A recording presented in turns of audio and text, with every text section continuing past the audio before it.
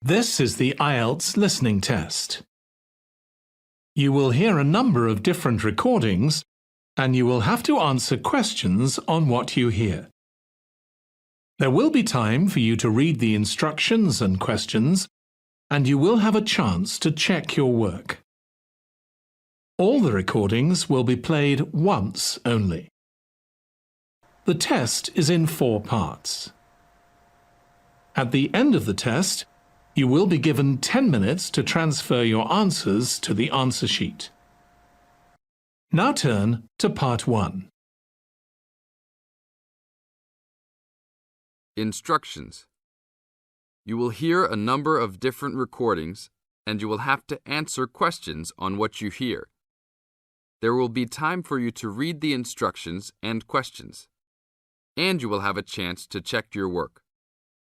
All the recordings will be played once only. The test is in 4 sections. Write all of your answers in the listening question booklet. At the end of the real test, you will be given 10 minutes to transfer your answers to an answer sheet.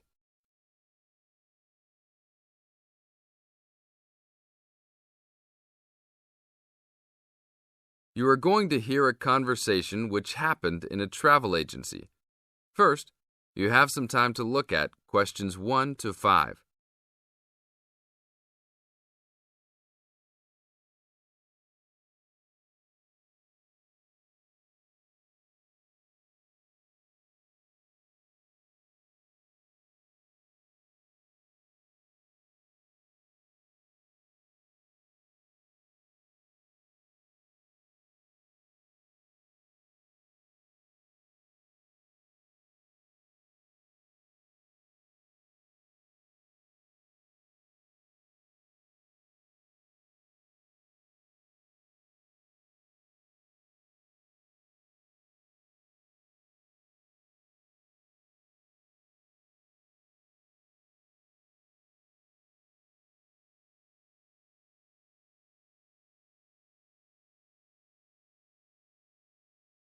Now we will play the recording.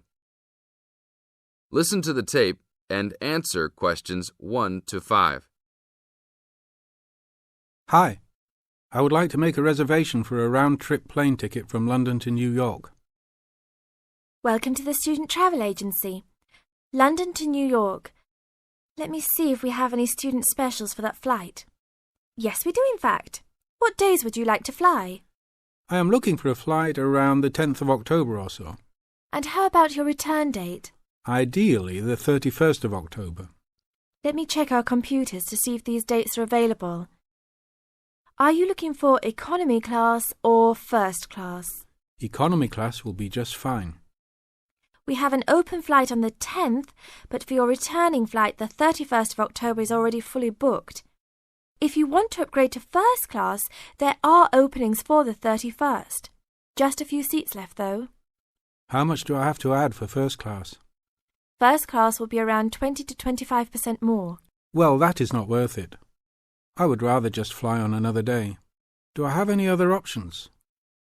There are open seats back to London on the 1st of November.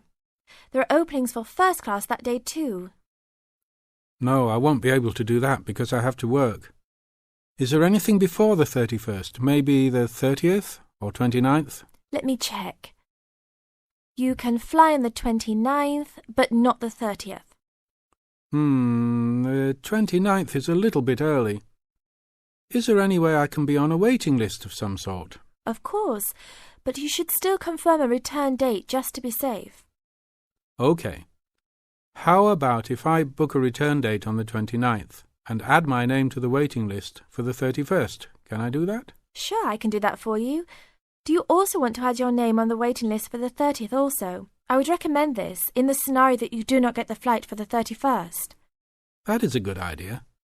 How much will the round trip cost? I will calculate your price for you. Your total will be £565, not including tax. Now look at questions 6 to 10.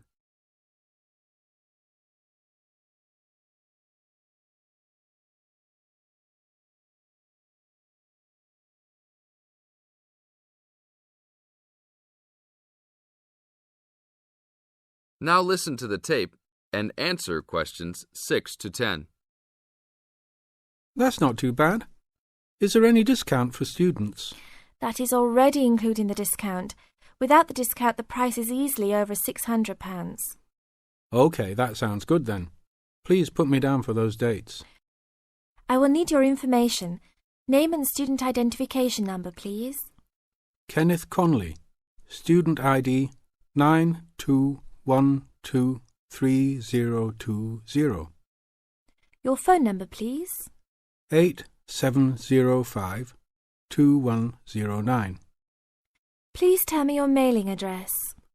354 Westchester Drive, London.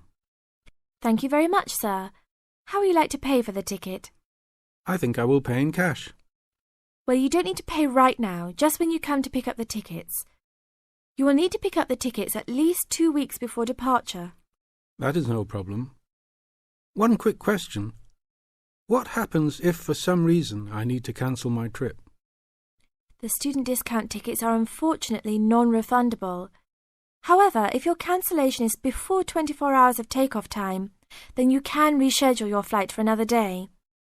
If the cancellation is within 24 hours, then you forfeit your ticket. I understand. Well, thank you very much. I will see you next week. See you then. That is the end of part 1. You now have 30 seconds to check your answers.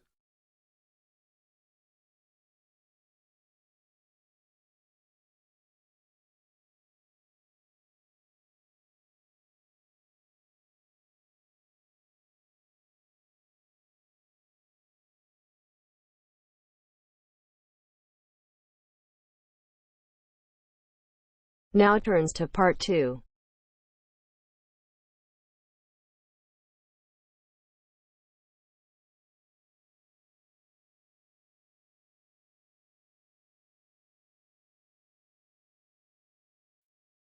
You are going to hear a lecture about the Miners Hotel. First, you have some time to look at questions 11 to 14.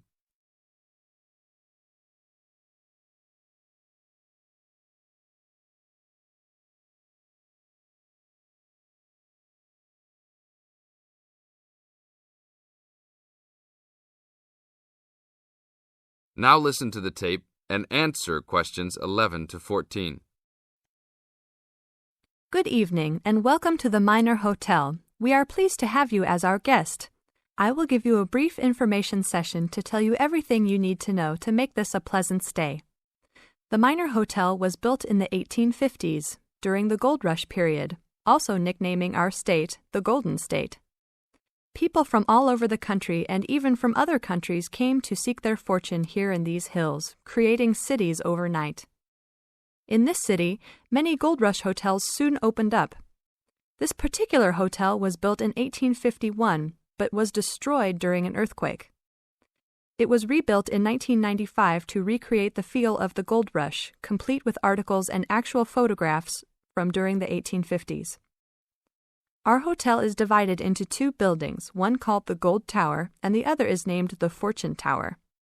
You will be staying in the Fortune Tower on the 25th floor, complete with great views of the city. Your room is the best room in the hotel, complete with private living room and hot tub. Here is your room card. On the card it will say FT, meaning Fortune Tower. On the bottom of the card it will say 2515. The 25 stands for the 25th floor, and the 15 stands for the 15th room on that particular floor. Now look at questions 15 to 20.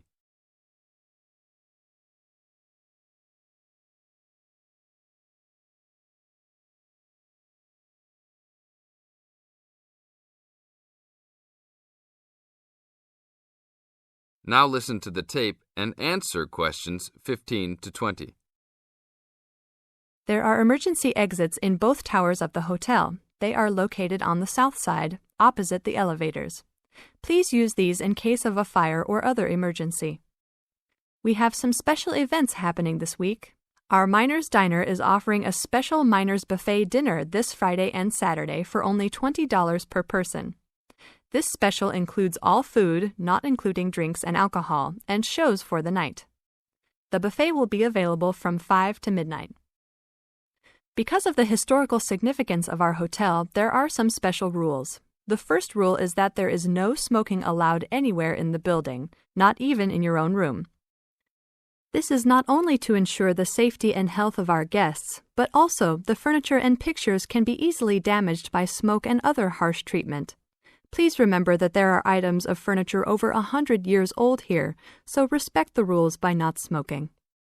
Secondly, please do not take pictures using a flash of any of the drawings and paintings in the rooms or hallways, as they are old and fragile. We are doing our best to preserve a national treasure, so please help us in doing so. Lastly, you will only have one set of towels and bed sheets per 3 days. This is to conserve the water supply, as there are frequent droughts this high up in the hills. If there are any further questions, the staff of the hotel will be available to answer your questions. In the event that no one is able to answer your questions, I will also be available from 8 a.m. to 5 p.m. each day in the concierge. I hope you enjoy your stay here with us. Thank you very much. That is the end of part 2. You now have 30 seconds to check your answers.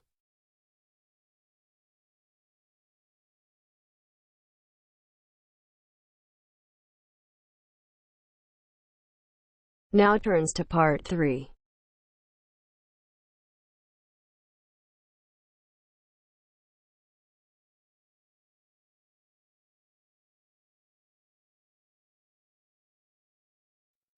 You will hear 2 engineering students, a woman in her 6th year called Linda and a man in his 5th year called Matthew, discussing the benefits of student work placements.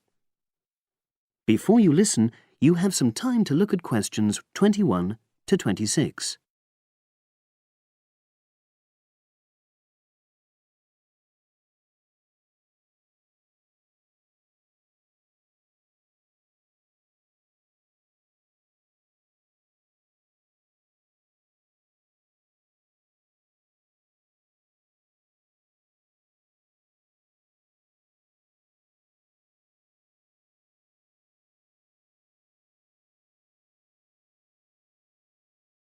Now listen and answer questions 21 to 26.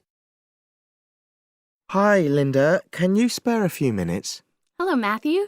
No problem. I just wanted to talk to you about temporary work placements. I've never really thought there was a good reason for doing one.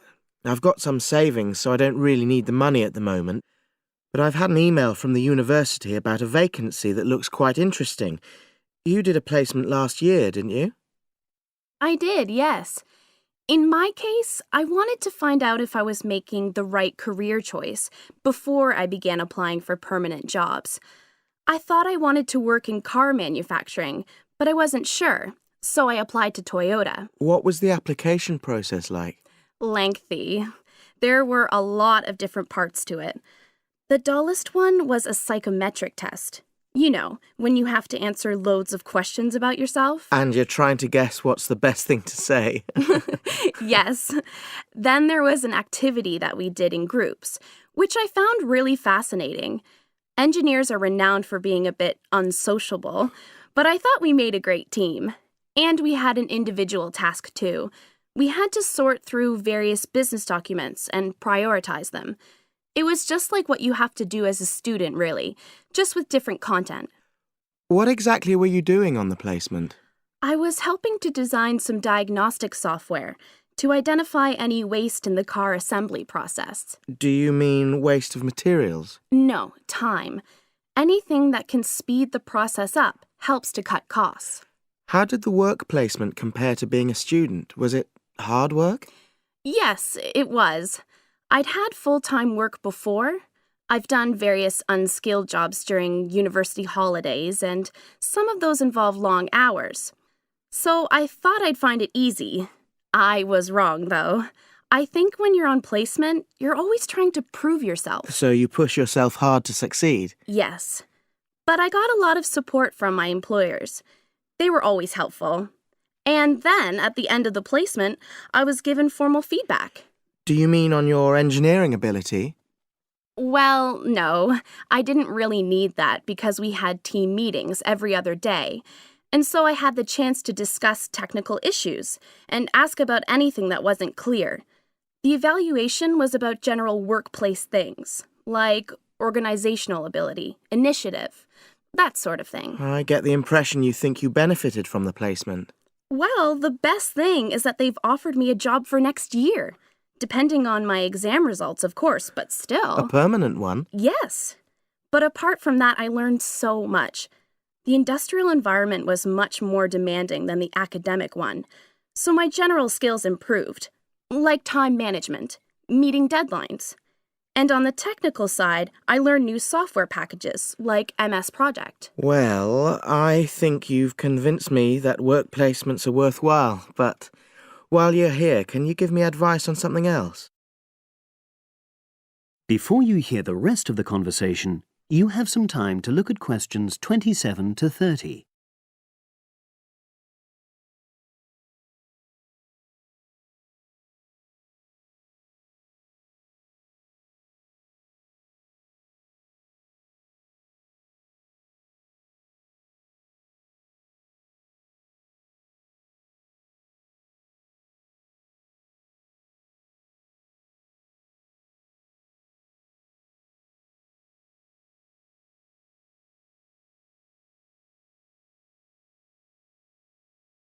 Now listen and answer questions 27 to 30. I'm about to make a start on the engineering materials module, and I've got a book list here. Can you have a quick look and tell me what you would recommend? That's if you can remember. Let's see. I do remember some of them. Yes, this one, The Science of Materials. I found the subject quite hard generally, but this book is very accessible, so it suited me. It doesn't cover everything, though. What about this one then, Materials Engineering? Oh, yes. I do remember that. But it's a bit out of date now, isn't it? Unless it's a new edition. I don't think so. But what I liked about it were the pictures. They really helped to understand the descriptions. It's useful just from that point of view. Let's see, what else? Oh, yes, that one there, Engineering Basics. I think out of all these, that's got the widest coverage. But I've looked at the contents page and it hardly mentions nanotechnology. Yes, you're right. The Evolution of Materials does, though. It's a recent publication, so it covers all the latest developments. It's a bit thin on the 1960s, though, and that decade was quite important. Well, it sounds as if they all complement each other in some ways. I don't suppose you can lend me... That is the end of part 3. You now have half a minute to check your answers.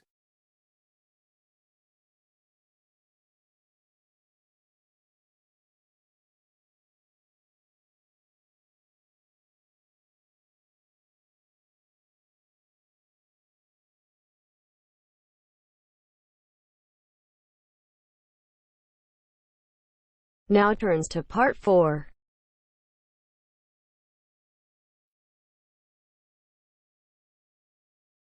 You'll hear an introduction about the tutorial courses of the physics school. First, you have some time to look at questions 31 to 40.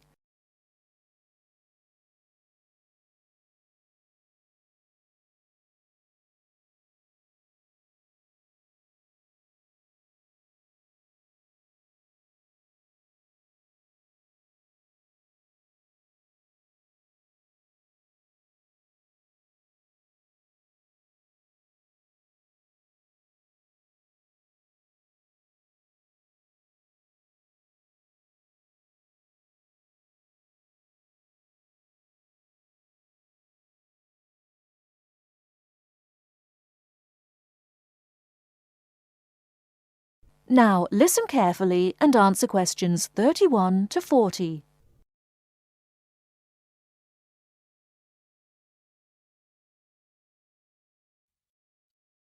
Welcome to Orientation Week. This is the Physics School session, and we'll welcome Professor Smith, the head of the school, to introduce you to the tutorial system. Welcome, Professor Smith. Thank you. You may have noticed life at university is totally different from that of school. For you, tutorials are an important part of the teaching program. Tutors are the primary contact between undergraduate students and the school. A tutor is the student's personal tutor as well as their academic tutor. Tutorials for physics undergraduates consist of 6 students who meet each week with their tutor for at least 50 minutes.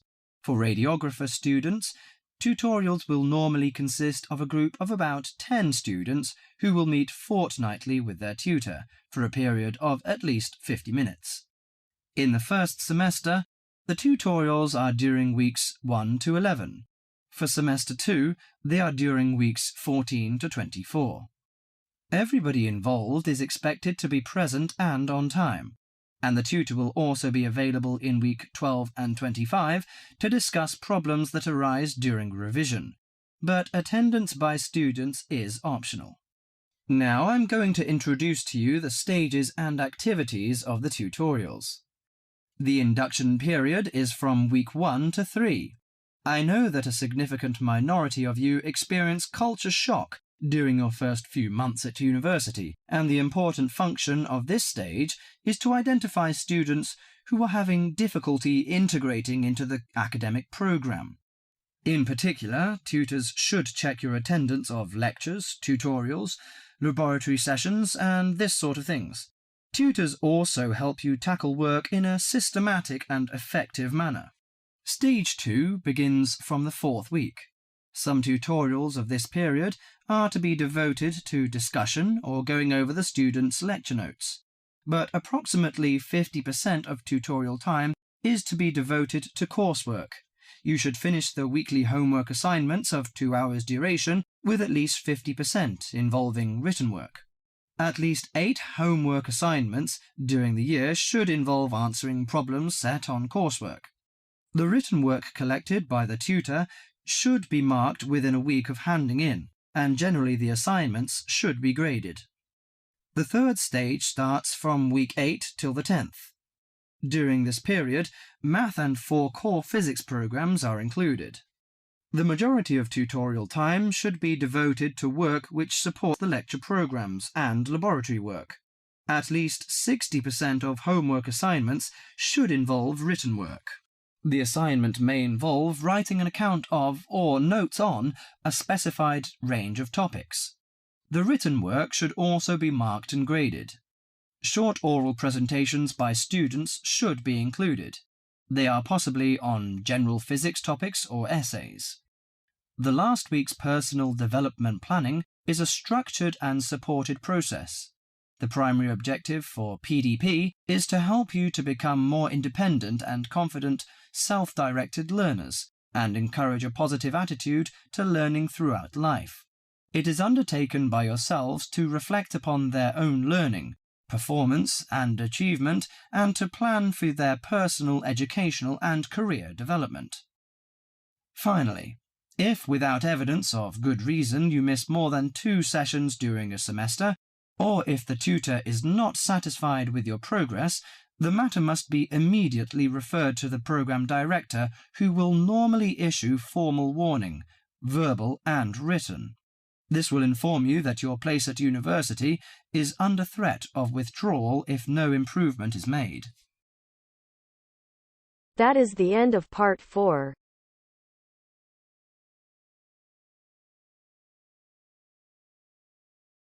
You now have half a minute to check your answers.